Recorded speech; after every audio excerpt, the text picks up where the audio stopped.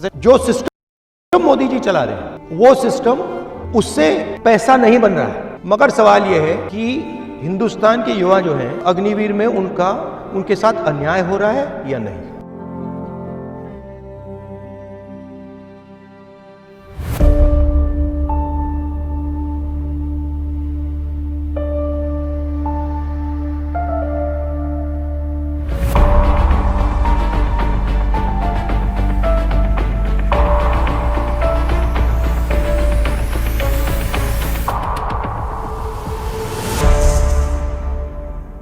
Base training का concept मालूम है आपको?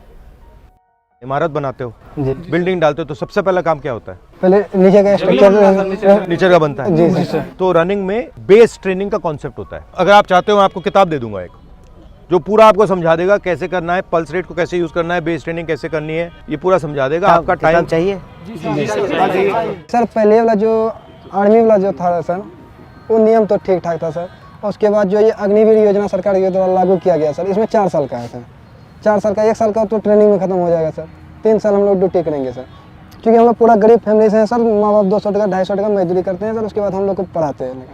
और दूसरा जॉब में भी नहीं जाना चाहते हैं, क्योंकि आधा सीट जो है वो बिक जाते हैं सर। और 20 से 25% सीट में हम लोग लड़ते हैं सर। तो हम लोग गरीब फैमिली से हैं सर, उतना वैसा तैयारी। ये आपके लिए रास्ता है, ये रास्ता बंद हो गया।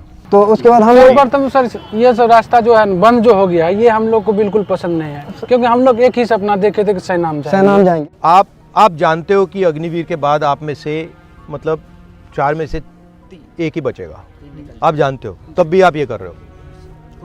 ऑप्शन नहीं है सर। आपको क्या लगता है ये क्यों किया गया है? अच्छा, अगर हमारा युद्ध होगा तो किसके साथ होगा? चीन या पाकिस्तान? पाकिस्तान तो बिल्कुल नहीं। अब अगर हिंदुस्तान की लड़ाई होगी तो चीन या पाकिस्तान के साथ नहीं होगी, चीन और पाकिस्तान के साथ होगी। मतलब दोनों मिलकर लड़ेंगे, ठीक है। अब चीन का जो आर्मी है उसका पैसा कहां से आता है? वहाँ का शिक्षा व्यवस्था बढ़िया है। नहीं, शिक्षा व्यवस्था से नहीं आता वो। ये जब आप ये खरीदते हो ना, ये चाइना का है, ये मेड इन चाइना का है, ये मेड इन चाइना का है, ये जूते मेड इन चाइना, ये पैसा बन रहा है, उनके बजट में जा रहा है, उनकी आर्मी में जा रहा है। पहली बात ये समझो। अब उनके पास पैसा ज्यादा है, हमारे पास पैसा कम है। हमारा पैसा कहां से आ रहा है? हम ये तो नहीं बना रहे ना। नहीं सर। तो हमारा कहां से आ रहा है? किसके जेब से? हम अपने पैसा आ रहा है टैक्स से। और पैसा किसके जेब से आ रहा है? अमीरों के जेब से आ रहा है, कभी गरीबों के जेब से आ रहा है।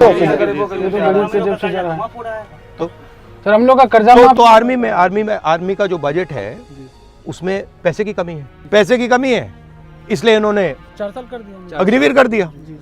अब सवाल ये है, 4 साल बाद पता लगेगा, हमें जिसको निकालना हम निकाल देंगे। अब पहली बात उसमें ये नहीं मालूम कौन निकलेगा। जी बिल्कुल पता। ये भी हो सकता है आदिवासियों को निकाल दें, दलितों को निकाल दें, पिछड़ों को निकाल दें, ये भी हो सकता है। मैं नहीं कह रहा हूं कि होगा, मगर हो सकता है, ठीक है। दूसरी बात ये कह रहे हैं कि भैया अगर इसको गोली लगी और ये आर्मी वाला मतलब लॉन्ग टर्म वाला है तो इसको हम शहीद का दर्जा देंगे, मगर इसको गोली लग गई, शहीद का दर्जा नहीं, शहीद का दर्जा नहीं मिलेगा। ये एक बात आपको समझनी है कि जो सिस्टम मोदी जी चला रहे हैं वो सिस्टम, उससे पैसा नहीं बन रहा है। मगर सवाल ये है कि हिंदुस्तान के युवा जो हैं अग्निवीर में उनके साथ अन्याय हो रहा है या नहीं। मुझे लगता है कि हिंदुस्तान के गरीब युवाओं के खिलाफ अग्निवीर में अन्याय हो रहा है। जो भी हम करेंगे, आपके साथ अन्याय हो रहा है, उसको हम नहीं होने देंगे। तब मेरा एक सवाल है, बोलो। कि ये अग्निवीर में जो है पहले पेंशन मिलता था, क्या कहते हैं, सेना में भर्ती होते थे तो हम लोग यदि शहीद हो जाते थे तो उसको पेंशन का जो व्यवस्था था, ये पेंशन मिलता था, लेकिन अभी बंद कर दिया गया।